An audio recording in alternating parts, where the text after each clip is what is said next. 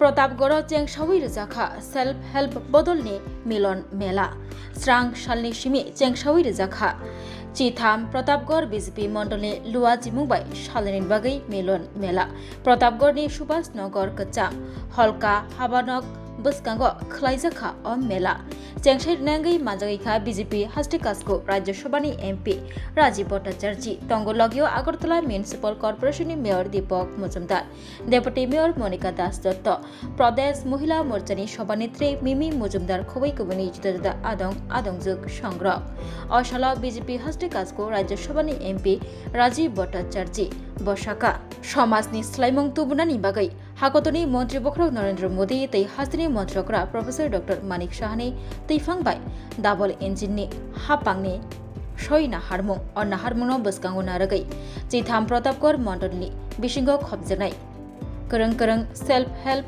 ग्रुपनि बरिरगनि याकबाय नामजाक मानिखनै फालपाय खलाय मानबायना बागै तेर हायाकेबा मेला खलायजाखा ते अ तेर खलायजाकनाय सालनै जात्रजात चामुं रगनि फालनक रग फियक लाइजाक जात्रजात मानिखनै रगनि फालनक हायाकेबा स्टल रग फियक लाइजाक আজকে 13 প্রতাপগড় মণ্ডলের উদ্যোগে আমাদের একটা মিলন মেলার আয়োজন করা হয়েছে। তো এখানে উপস্থিত আছেন আগরতলা পুর নিগমের মেয়র, ডেপুটি মেয়র থেকে শুরু করে সভাধিপতি, আমাদের অনেক নেতৃত্ব, জেলার নেতৃত্ব এখানে উপস্থিত রয়েছেন। মূলত লক্ষ্য হচ্ছে যে আমরা রাজনীতি আমরা করি, কিন্তু আমাদের মূল লক্ষ্য সেটা হলো সমাজকে পরিবর্তন করা। এই সমাজকে পরিবর্তন করার জন্য আমাদের নেতৃত্ব, আমাদের রাজ্যের মুখ্যমন্ত্রী বলুন আর আমাদের দেশের প্রধানমন্ত্রী নরেন্দ্র মোদীজি বলুন, এই ডাবল ইঞ্জিনের সরকারের মূল লক্ষ্য হলো যে সমাজকে পরিবর্তন করা। তো সেই সমাজ পরিবর্তনের আহ্বানে সাড়া দিয়ে আমাদের যে এসএসজি গ্রুপ, আমাদের যারা মহিলা, আত্মনির্ভর মহিলা আমরা বলছি, তো তাদের উৎপাদিত সামগ্রী যাতে মানুষের কাছে প্রচার প্রসার করা হয় তারও ব্যবস্থা আমাদের পার্টির তরফ থেকে করা হয়। আমি ধন্যবাদ জানাই আমার 13 প্রতাপগড় মণ্ডলের সভানেত্রী, উনিও একজন মহিলা।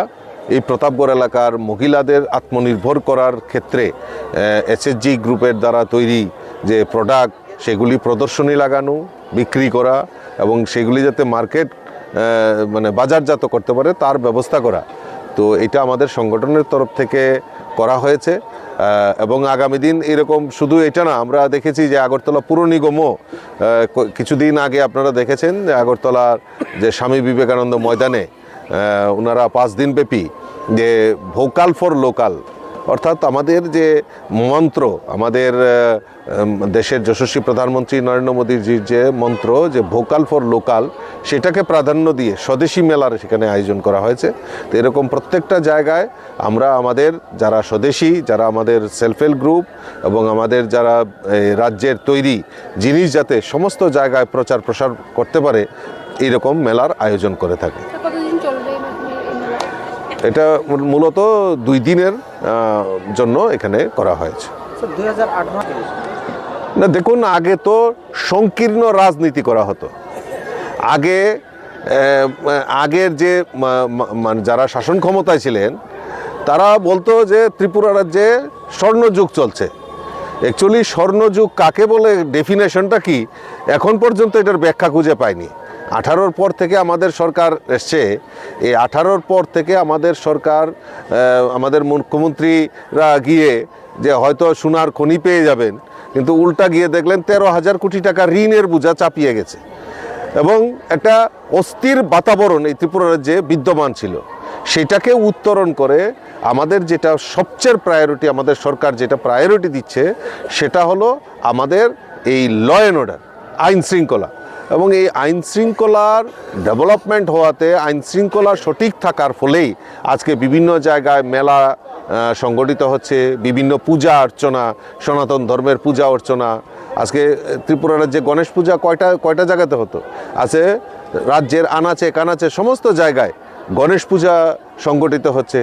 আজকে দুর্গা পূজাকে সামনে রেখে, দুর্গা পূজা তো হয়ই, তার পাশাপাশি আমাদের আগরতলা পুর নিগম থেকে কার্নিভালের মাধ্যমে মানুষকে আরও মনোরঞ্জন করার প্রয়াস সেখানে করা হয়। অর্থাৎ আমাদের এই ল অ্যান্ড অর্ডার সিচুয়েশন, মানে ল অ্যান্ড অর্ডারটাকে নিয়ন্ত্রণ আমাদের সরকার করেছে।